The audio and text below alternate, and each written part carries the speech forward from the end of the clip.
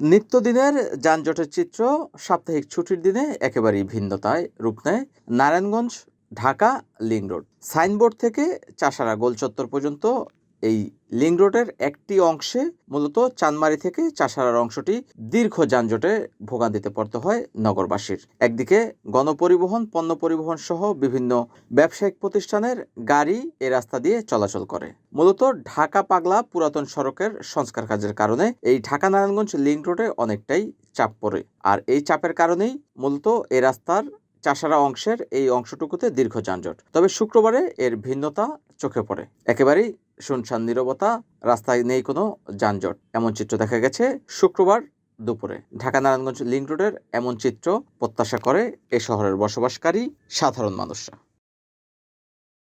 NN TV, Narayanganj.